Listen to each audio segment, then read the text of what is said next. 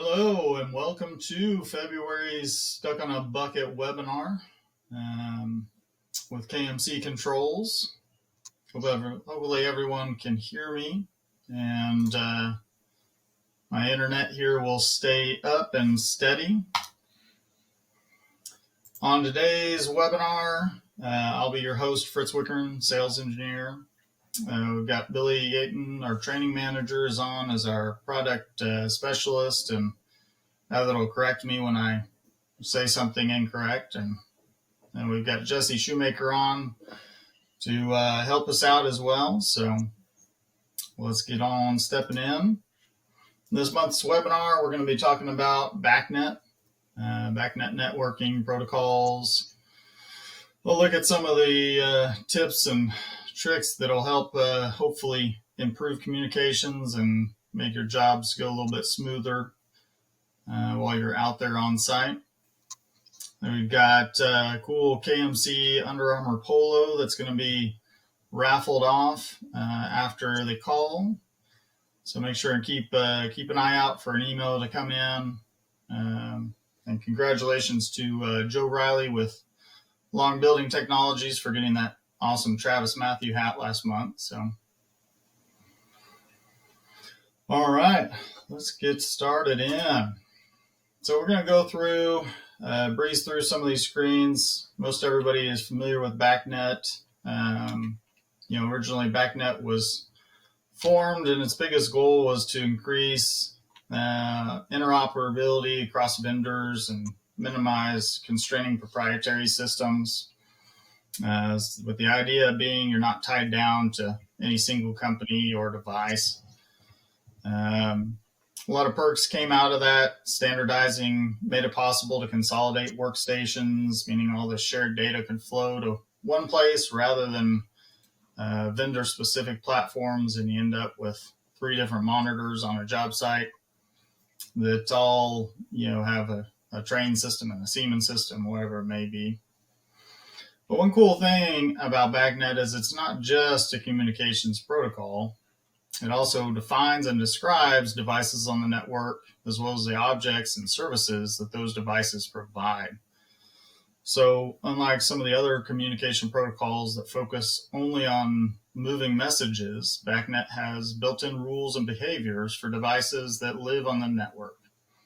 It can identify types of devices on the network and know what to expect from them. And that's where objects come into play. And again, those objects are physical inputs, outputs, software variables, trend logs, schedules. If you want to dig into the more of those out on the BACnet website, you can go down a whole long rabbit hole digging into all that. Moving on, we've got a look at our different BACnet protocols. Multiple types of BACnet. You've got BACnet IP, BACnet Ethernet, MSTP, and BACnet SC. The most prevalent of the two we use today are BACnet over IP and BACnet over MSTP. But a look at the difference between your TCP and UDP, which is important here. It's the UDP is the protocol that BACnet and many of the new and emerging IoT protocols use. Fritz. And so it sounds like he's frozen there. Uh-oh. Jesse, I can't see your camera.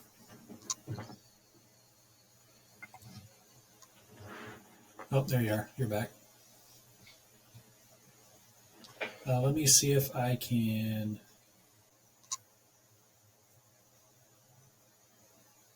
Okay, let me see if I can share my screen, and I'll kind of take over where Fritz left off. Let me see here.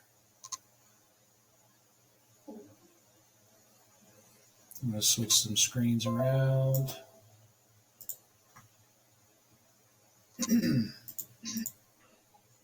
Fritz is back. Sorry, guys. Okay.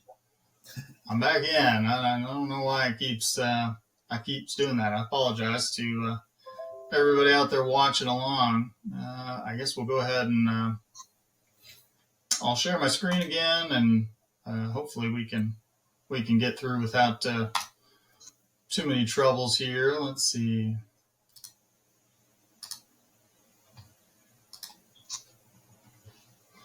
All right, should be back up.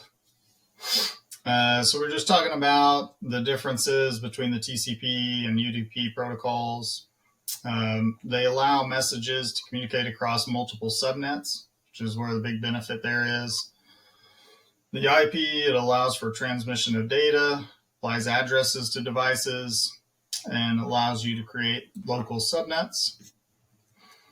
The UDP is connectionless protocol, and it's a little different because it just sends packets directly to a target device without actually establishing a connection first. TCP verifies that data transmission and has built-in error correction.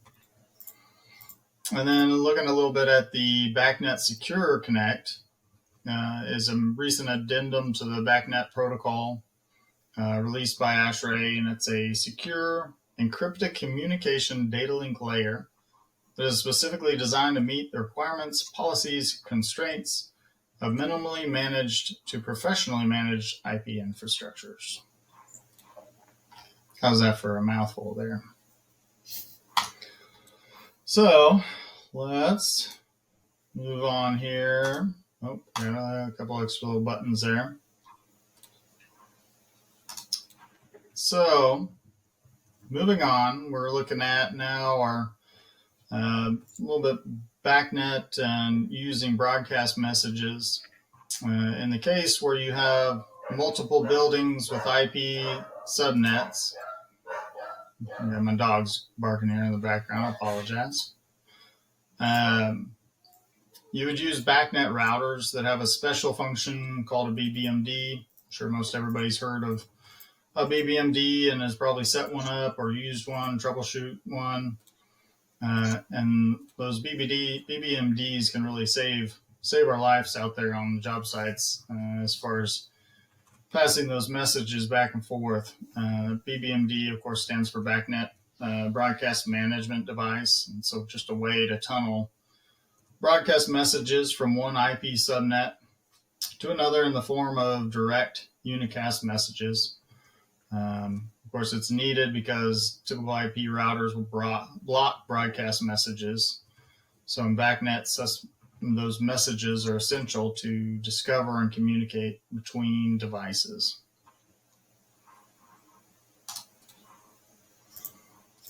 Moving on, we're going to look a little bit at one of the most common BACnet protocols, the MSTP, which just stands for Master-Slave Token Passing. It's a peer-to-peer communication protocol, which means it communicates with other devices on the same network. Token is passed in sequence based on MAC address, which we'll talk a little bit about MAC addresses, and it's important to address your devices in series. 1 goes to 2, 2 goes to 3, and so on. And that token of information packets is in the form of a pulse signal that's passed between those devices on the network. Only the device with the token can communicate. So essentially, it's like a group of people standing on the line. If they all try to talk one another, communication's not going to go very well. But if you give one person a microphone and they're the only person who can talk, communication is much better. So there's rules that dictate how long the device can have the token, how much information it can transmit. The controller with the lowest MAC generates the token.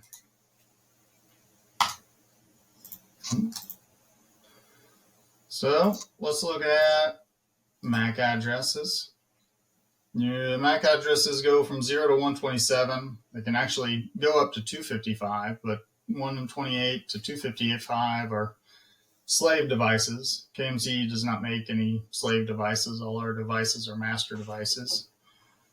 The MAC address can't be duplicated on the network segment. I'm sure folks have probably run into issues with that where you have two devices, same MAC address, and that just causes troubles. The general practical number of devices for a network. It can differ, based on vendor, but for our case, they're usually 35 to 40 devices. And then that just kind of depends on your network load and speed. Moving up, again, this is, we mentioned earlier, the MAC addresses. So it's a good rule of thumb to leave MACs 1 through 3 open for service devices, tools. So you would start your MAC address at 4 and then sequentially add them up.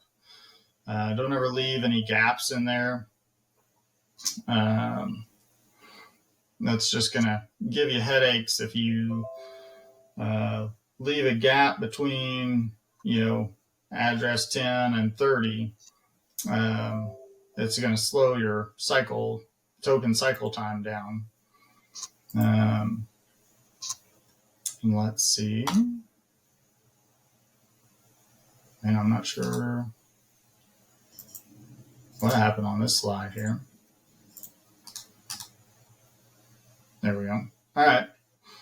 Let's talk about device instances. It's a device instance address given to a controller that's unique across the whole BACnet network. So not just to that one trunk. You want to set those anywhere between 1 and 4,194,000. By default, Conquest controllers are set with a device instance of one of the factory. To differentiate MAC addresses and device IDs, MAC addresses determine when a controller can talk, and device IDs determine which controllers can be communicated to. With the KMC Connect software, any duplicate device instances are detected and alerted. Let's see, network numbers, just like device IDs, must be unique across the entire BACnet network. And then network number ranges can go from 1 to 65,534 there. So we're going to go into now some general tips to kind of things to look for on job sites. Again, the max number of devices on each network varies by vendor. Some are 32, some are 35 to 40. A lot of it depends on your controller, so it's important to pay attention to the vendors you're working with, and then if you're working with multiple different vendors on one trunk, a lot of times you can overload a trunk and not realize it. So it's important to pay attention to that. As far as the device IDs go, a good rule of thumb for setting device IDs with different vendors is to look at the vendor ID, which there's a list out on BACnet website where you can do the vendor IDs for Johnson and Train and Allerton and look all those up there. But a general kind of good rule of thumb is to take the vendor ID, multiply it by 1,000, and then add the MAC address to it. So in our little example here, our vendor ID for KMC is 28. Multiply that by 1,000 and add our device example here is MAC 20. That'll give us a device ID of, what is that? 2,800,020. Should have put commas in there to help me read that. Let's see. Next point. Always good to verify the polarity at each device when you're pulling different brands into one MSTP trunk. Not all of the devices will have the same positive and negative terminals or in the same spot, or their documentation may have different, suggested wire color for each. So it's just important to make sure you maintain your polarity across all those devices when you're going out and running a trunk out to, say you got a chiller water plant with a York chiller and a Carrier chiller, and you're having to pull them in just to make sure that stays consistent. One thing I've seen is that if you're getting a receive light on that BACnet trunk, but there's no communication, a lot of times there's a good chance that is an indicator the polarity's been reversed somewhere. The next piece of advice here is just to ground your shield as directed by the vendor. Make sure you're not grounding it in two places. Most everybody has it grounded at the Jace. So it's important to follow that documentation and make sure you're wiring up your networks properly to fit your needs. Next up, we've got to look at one thing here: avoid unwinding the twist of the cable when it's not necessary. So that cable, when you get it out of the box, it's twisted up. And, it's twisted for a reason. That twisting of the insulated conductors around each other helps reduces the outward noise and then also improves the immunity to external noise picked up. So, when you're stripping your wires out to make your connections at each controller, it's good to minimize how far back you strip that wire out and do that. Next piece, this happens quite a bit. The T-taps. If you're adding a VAV box, a lot of people forget that trunk should be looped in. So the T-taps, just make sure you keep your trunk running in parallel to all your devices. Next piece, make sure to set your end-of-line terminations correctly. A lot of devices now are coming out with end-of-line switches on the devices that you can set, which is great. A lot of different vendors have different requirements for what that ohm reading should be for your end-of-line terminations. Typically, it's 120 ohms, but it's not always the case. But it's important to get that network, the end-of-line terminations on there, just because that wire communication is achieved by using an electrical pulse signal. And when there's no end of lines that are installed, that pulse signal reflects backward and collides with other data pulses. And so that resistor absorbs that pulse energy and dissipates it as heat. So it's important to make sure you have your end of line set. Also, it's important to remember, if you've got devices that have that switch for end of lines and they're not the end of lines, to make sure they don't accidentally get bumped and turned on when they're in the middle of the trunk. So little things like that can really kind of make you have a longer day than you want. And then jump back up the top here, your Max Master. Make sure you don't leave it just at 127. A lot of times you can get by without adjusting it if you got a small trunk or something like that. Maybe not a big deal, but it really can make a difference if you've got 20, 30 devices on a network and you don't set that Max Master down. Set your end of lines, set your Max Masters, and I think that's it for that one. Then wrapping up, we can click on Billy to the next one there. Any questions or answers that y'all have today? Well, I guess it'd just be questions. They wouldn't have answers for us. Fritz Joe had a question. Are you still using AOL down there in Texas, or? Oh man, I don't know. I'm gonna blame it on AT&T. I'm gonna hold on to the mobile phone issues yesterday. Maybe that's what it's tied to. I don't know. So I guess then the next question I had on the screen for everybody on the call was if there's topics that y'all out there in the field would like us to take a look at and cover in future webinars.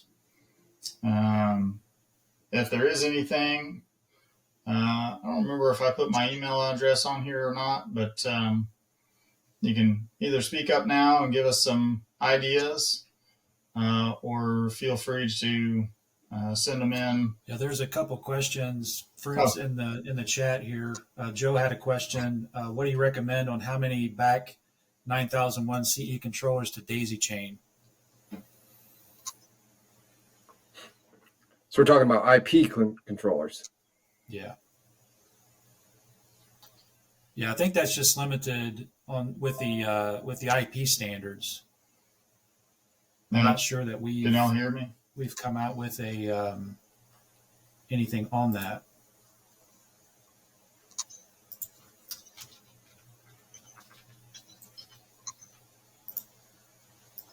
Is everybody frozen? I don't know. Nope. Can y'all hear me? Yes. Goodness. Okay, I didn't catch what the full question was. But So Joe was asking how many controllers would we recommend, or the BAC 9001 CE controllers, how many that we would recommend to daisy chain together? That's a good question. I would have to look that up and see. Here.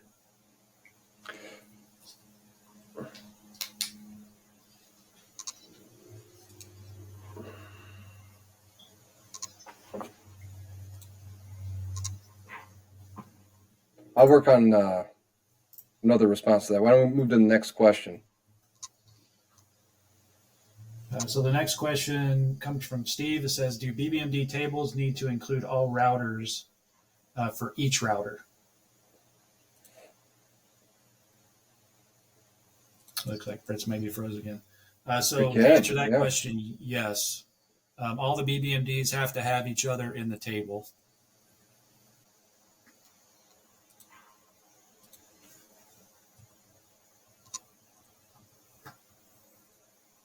I think Jesse's looking up the Ethernet controller, see if we recommend an amount of controllers.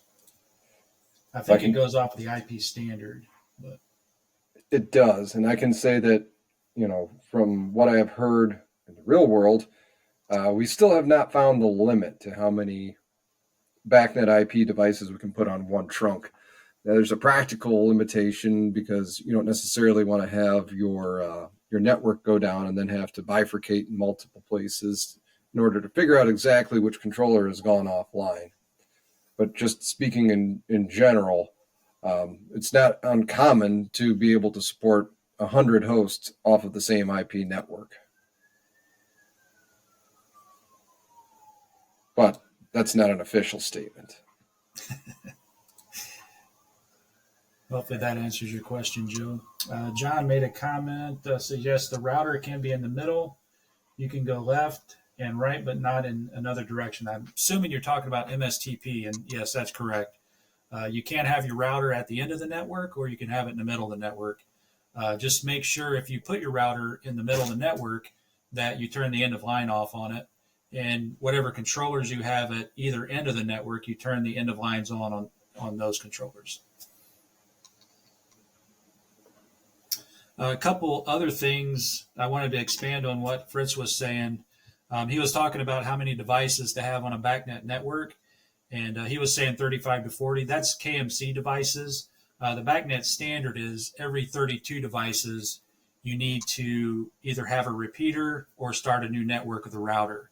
And what we recommend is to just start a new network and put one of our BAC 5051 routers on there. Price-wise, you're going to be about the same between a router and a repeater. So just start a new network. That way you have all the troubleshooting features in a router for that network. And where with a repeater, you don't have that. You're just kind of creating a bigger network. And when it comes to troubleshooting, the first thing you usually do is like bifurcate the network. So you cut it in half. and keep cutting it in half until you get to where your issue is. So if you just have, two smaller networks under routers, that's going to be way easier to troubleshoot. So I just want to mention that. Also, with device instances, I know a lot of companies, they'll use a device instance to call out some like where the controller is located. Like they'll use the first 2 digits for the building number, the next 2 digits for the floor number, and then the last 3 digits for the MAC address. So that's just another way to scheme that device instance to maybe help you locate where that device is located. Also, on grounding the shield, make sure you ground that shield in one spot only. If you ground it like at both ends of the network, you're going to have possibly have different grounding potentials in those 2 locations, and you're going to introduce noise on your network. So just one spot for the ground. Let's see. A couple troubleshooting tips. Usually, if you're having some network issues, the first things that you're going to want to check are the end of lines as well as MAC address conflicts. Just a couple things. If you're having network issues, first 2 things to check would be those 2 things. Also, if you're having any troubleshooting, if you're having any network issues, don't rule out a net sensor, because we run that network through the net sensor cable. I'm talking in the Conquest controllers. We'll run that network through the RJ or the Cat5 cable to the net sensor. And if you've made your own cables and your connections aren't good or something in that cable, you could have some network or net sensor cables causing you some issues. That's a couple things on the troubleshooting side, and also on the Max Master. We usually have you guys set the Max Master in your highest MAC device, because you don't want that. Like if your highest MAC device is MAC 14, you don't want that packet or the token to try to search for devices past that, because that's just going to take away speed from your network. So set your Max Master in your highest MAC device. Usually go 3 or 4 above it. So if you have a or your highest MAC device is 14, make your Max Master like 18 or something like that, just so you kind of have a couple extra Macs there in case you add on a new controller or something like that. So that's all I had to add. Let's check and see if anybody has any more questions here. Well, it is 12:30. We're at time, so it's time to land the plane. Fritz, you want to bring us home? Sure. All righty. Well, I apologize for my connection issues here, but I appreciate everybody jumping on, and keep an eye out for the next webinar. It'll be the 4th Friday. I believe it's the 22nd of March. Should be getting an invite coming out for it. And again, if you have any topics or ideas for stuff you want covered for us to take a look at, shoot me an email, fwickern@kmccontrols.com. And I appreciate it. Thanks, Billy and Jesse, for hopping on. I hope everybody has a great day.